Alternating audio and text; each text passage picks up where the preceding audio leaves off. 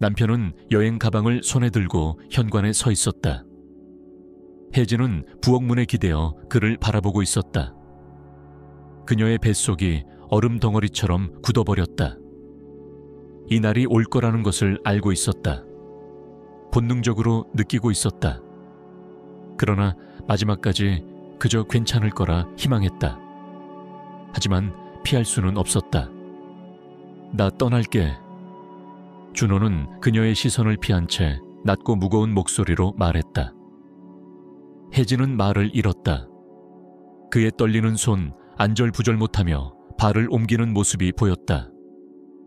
결혼 생활 동안 그녀는 그를 손바닥 보듯이 익숙하게 알았다. 눈가의 주름 하나하나, 등의 점 하나까지도. 지금 이 순간 혼란스러운 그를 바라보며 그녀는 그를 영영 잃고 있다는 사실을 실감했다. 누구한테 가는 거야? 마침내 그녀가 억지로 입을 열었다. 목소리가 최대한 담담하게 들리길 바랐다. 준호는 머뭇거렸다. 한참을 다른 곳을 바라보며 말을 고르는 듯했다.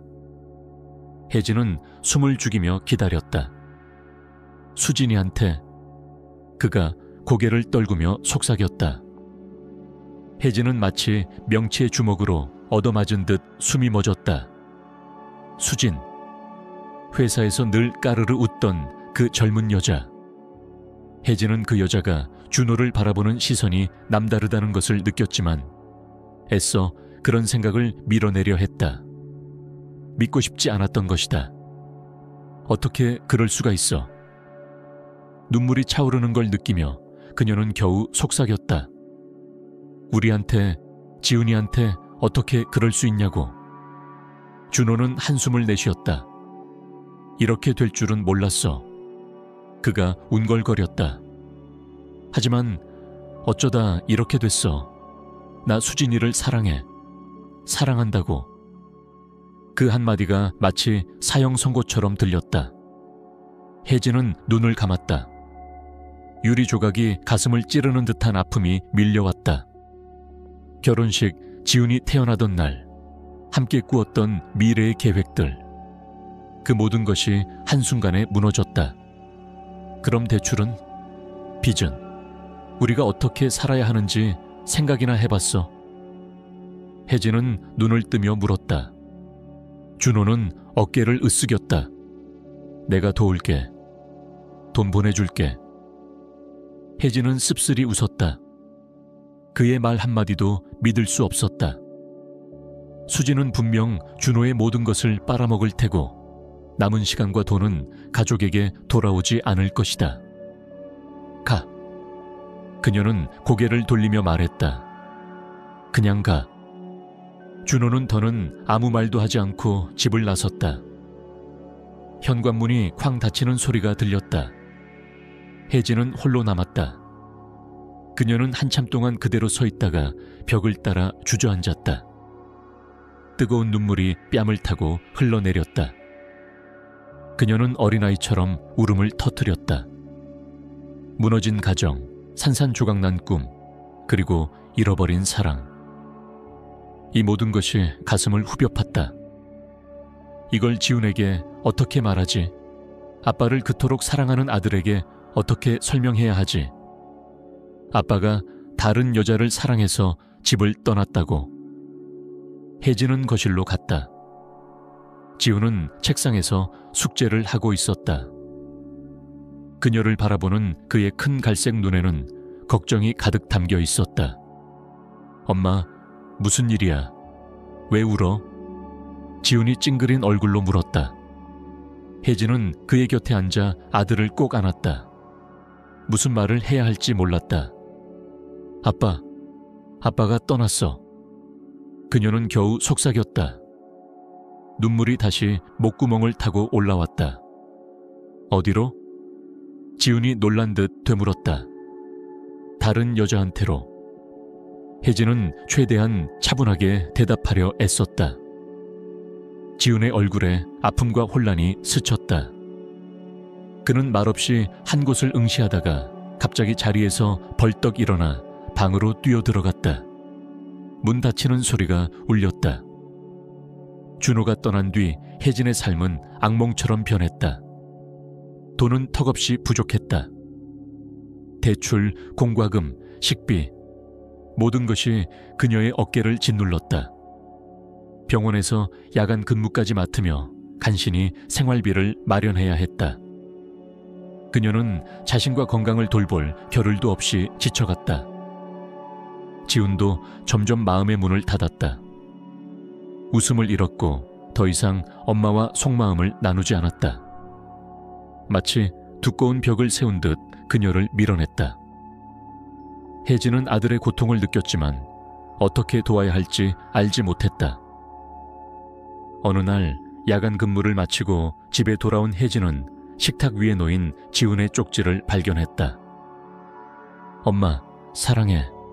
내가 도와줄게. 눈물이 다시 그녀의 눈가를 적셨다. 지훈도 힘들다는 걸 그녀는 알고 있었다. 그는 아직 어린아이였다. 그저 최선을 다해 엄마를 돕고 싶었던 것이다.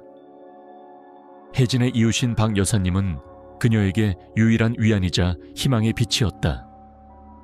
다정하고 현명한 이웃은 매일 저녁 차와 빵을 들고 와서 혜진의 하소연을 들어주고 조언을 해주었다. 혜진아, 절망하지 마. 박 여사님은 그녀의 손을 어루만지며 말했다. 인생은 줄무늬야. 검은 줄 다음엔 반드시 흰 줄이 온단다. 혜진은 그 말을 들으며 믿었다. 모든 게 나아질 거라 믿었다. 어려움을 이겨내고 지훈에게 행복한 미래를 만들어줄 수 있으리라 믿었다. 며칠 후 지훈은 혜진에게 뜻밖의 말을 꺼냈다. 엄마, 나 아빠한테 복수했어. 혜진은 냄비 안의 국을 휘젓다 얼어붙었다. 복수? 그게 무슨 말이야? 그녀는 조심스럽게 돌아보았다. 지훈은 교과서에 코를 박고 있었지만 그의 두 눈에는 설레는 듯한 반짝임이 서려 있었다. 복수? 지훈아, 무슨 소리야? 그녀는 부드럽게, 그러나 속으로는 불안에 휩싸이며 물었다. 지훈은 고개를 들어 혜진을 바라보았다. 그의 눈빛에는 자부심과 죄책감이 뒤섞여 있었다. 엄마가 그렇게 힘들어하는데 그냥 이렇게 두고 볼 수 없었어. 그가 중얼거리며 시선을 피했다. 혜진은 그의 손을 잡았다. 심장이 미친 듯이 뛰었다. 설마 아들이 무슨 일을 저질렀다는 건가? 대체 무엇을 한 걸까? 지훈아, 복수는 해결책이 아니야. 복수는 또 다른 상처를 남길 뿐이야. 네가 뭘 한 건지 말해줘. 제발. 지훈은 머뭇거리며 입술을 깨물었다. 말을 꺼내기가 몹시 힘들어 보였다. 걱정하지 마, 엄마. 그냥 아빠 컴퓨터에서 뭔가 찾아서 몇 군데 보냈어. 어디에 보냈어? 뭘 찾은 건데? 혜진은 점점 더 심각한 불안을 느꼈다. 그냥 업무라는 폴더에 있던 문서였어. 숫자랑 그래프 같은 게 있었는데 난 잘 몰라서 그냥 뭔가 나쁜 것 같아서 그랬어. 지훈이 조용히 설명했다. 아빠가 이메일 주고받은 사람들 주소에 보냈어. 아빠 상사도 있었어. 혜진은 눈을 감았다. 상황이 그녀가 예상했던 것보다 훨씬 심각했다. 아빠 상사에게 직접 내부 문서를 보낸 것이라니. 이것은 준호의 경력을 파괴할 수 있는 가장 확실한 방법이었다. 지훈아, 네가 아빠 인생을 망칠 수도 있는 일을 한 거야. 그녀는 화를 억누르며 말했다. 지훈은 울음을 터뜨렸다. 그럴 생각은 아니었어. 그냥 엄마가 행복했으면 했어. 혜진은 아들을 안아 꼭 끌어안았다. 아들은 그저 엄마를 지키고 싶었던 것이다. 하지만 그의 순진한 행동이 치명적인 결과를 부를 수 있었다. 그날 밤 혜진은 좀처럼 잠들지 못했다. 침대 위를 뒤척이며 생각을 반복했다. 자신은 사면초게 몰린 기분이었다. 한편으로 준호의 배신과 이기심에 화가 났고, 다른 한편으로는 지훈이 아버지의 잘못 때문에 죄책감에 시달리는 것을 원치 않았다. 그리고 무엇보다 준호가 직장을 잃고 삶이 무너지는 것을 원하지 않았다. 아무리 그가 상처를 줬다 해도 말이다. 하지만 그녀가 할 수 있는 게 무엇이 있을까? 혜진은 그저 무력감을 느꼈다. 다음 날 박 여사님이 찾아왔다. 따뜻한 파이를 들고 소파에 앉은 그녀는 혜진의 손을 잡고 물었다. 무슨 일이야, 혜진아?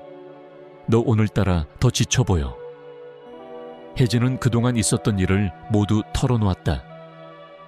박 여사님은 조용히 그녀의 손을 어루만지며 끝까지 들어주었다. 그래, 쉽지 않은 일이구나. 박 여사님은 한숨을 내쉬었다. 하지만 절망하지 마라, 아가. 지훈이는 어린애답게 행동했을 뿐이야. 그저 엄마를 지키고 싶었던 거지. 하지만 준호는 스스로 자초한 일이야. 남의 불행 위에 행복을 쌓을 순 없는 거니까. 하지만 그가 이렇게까지 망가지길 원하진 않았어요.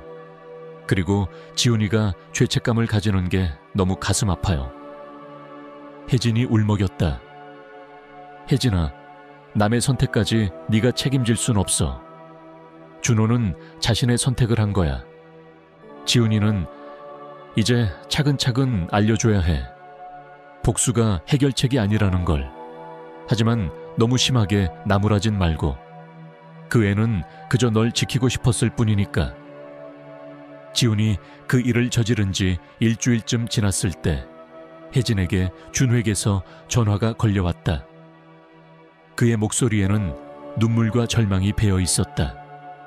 혜진아, 나야, 준호야.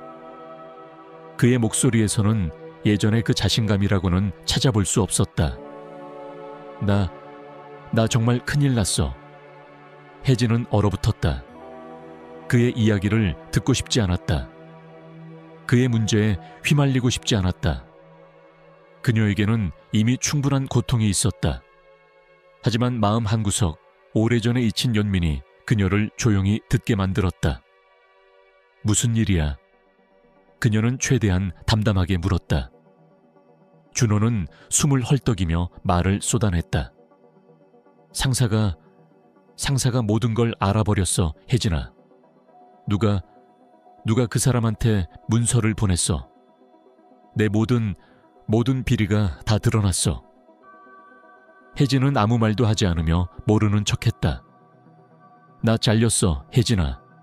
쫓겨났어. 이제 일도 없고 돈도 없고 아무것도 없어. 내 이름이 온 사무실에 다 퍼졌어. 모두가 내가 어떤 사람인지 알아버렸어. 준호의 목소리가 떨렸다. 혜진은 속이 뒤집힐 것 같았다.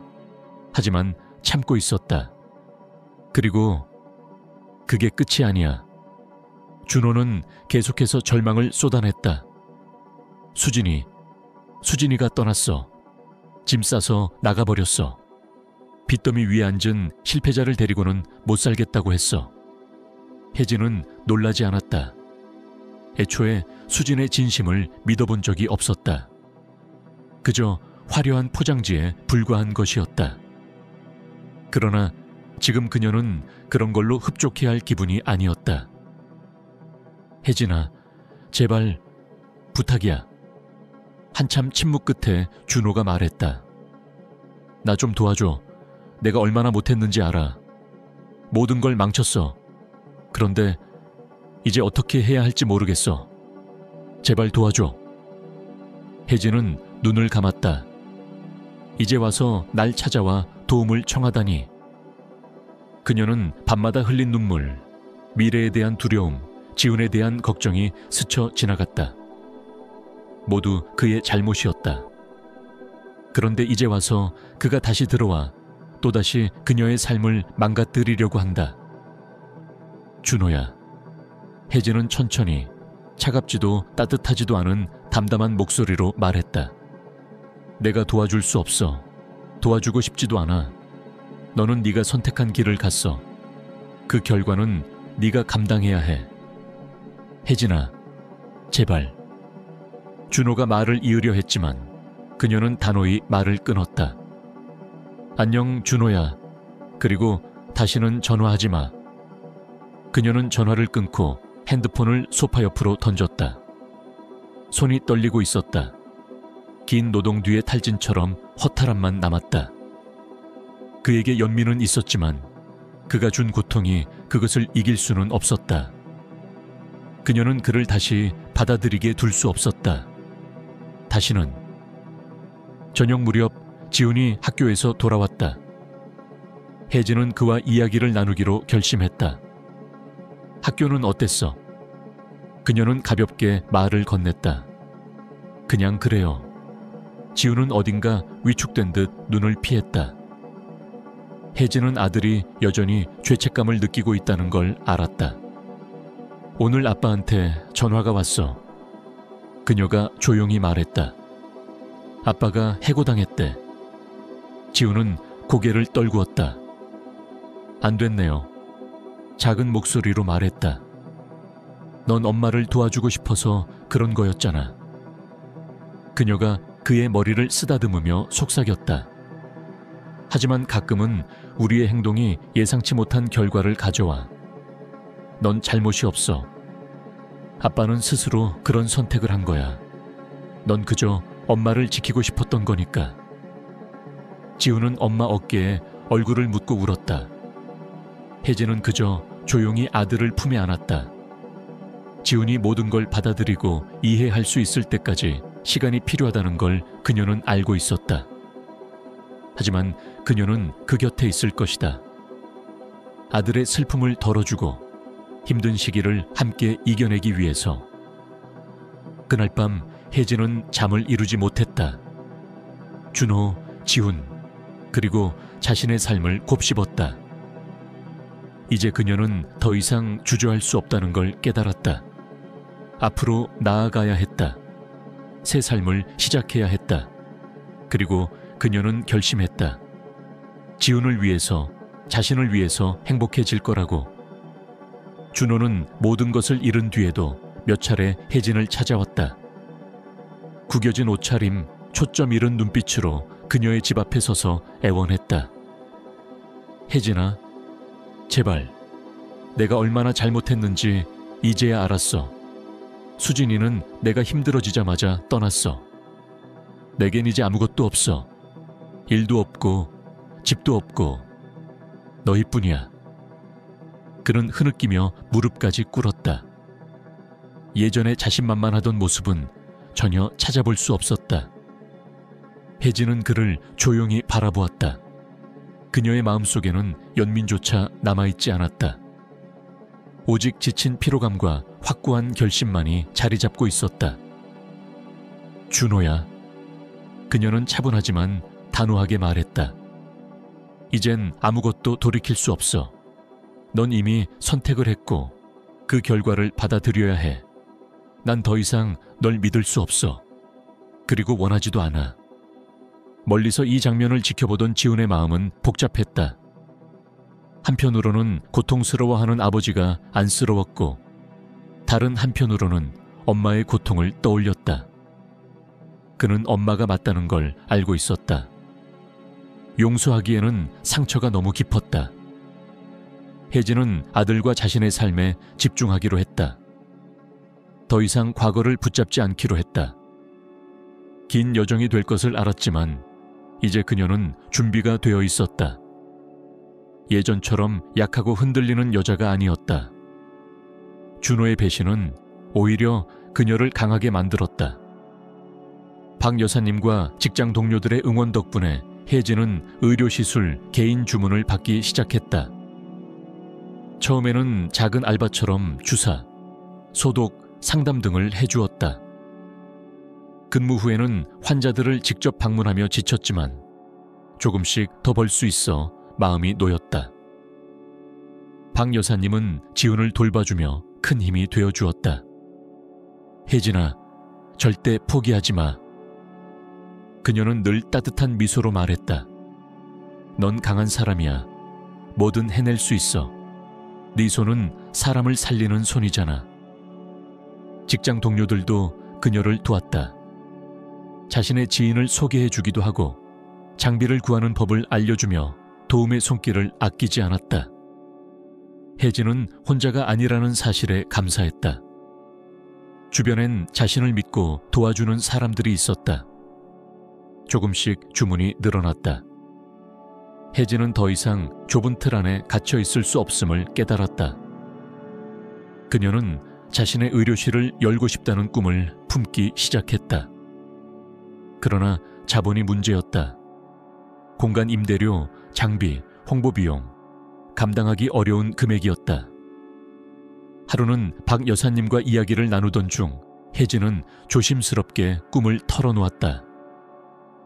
여사님, 제 진료실을 열고 싶어요. 그런데 어떻게 시작해야 할지 모르겠어요. 돈도 없고요.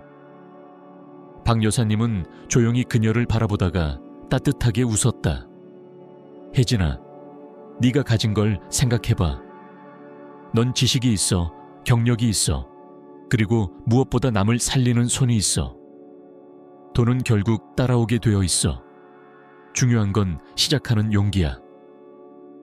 그 말은 혜진에게 깊은 용기를 심어주었다. 그녀는 결국 결심했다.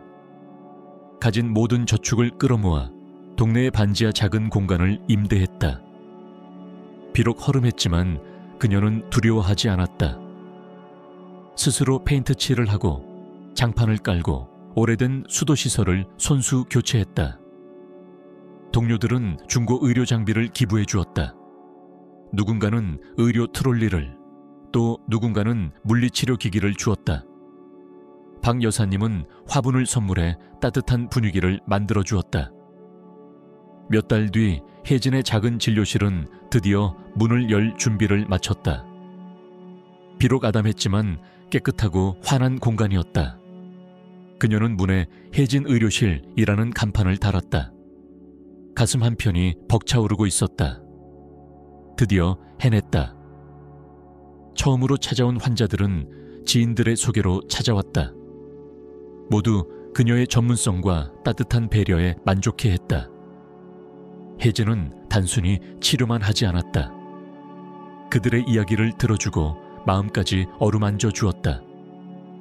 소문은 금세 퍼져나갔다. 동네 주민들은 감기부터 만성질환까지 다양한 이유로 그녀를 찾았다. 혜진은 누구도 거절하지 않았다. 아침부터 저녁까지 쉬지 않고 일하며 환자를 돌보았다. 재정 상황도 점차 나아지기 시작했다. 혜진은 빚과 대출을 모두 정리할 수 있었고 지훈을 여름 캠프에도 보내줄 수 있었다. 더 이상 가난하고 불행하다는 무력감에 짓눌리지 않았다. 그녀는 경제적 자립을 이루었고 자신감을 되찾았다. 혜진과 지훈은 새로운 삶을 배워나갔다. 배신의 아픔은 오히려 더 행복한 미래로 나아가는 출발점이 되어주었다. 두 사람은 서로에게 더욱 가까워졌다. 함께 있는 시간이 소중했고 서로 가진 것을 감사히 여길 줄 알았다. 지훈은 엄마를 자랑스럽게 여겼다. 그녀가 어떻게 환자들을 돌보는지, 어떻게 삶을 재건하는지를 보며 그녀가 진정한 영웅임을 깨달았다. 준호는 가끔씩 전화를 걸어왔다.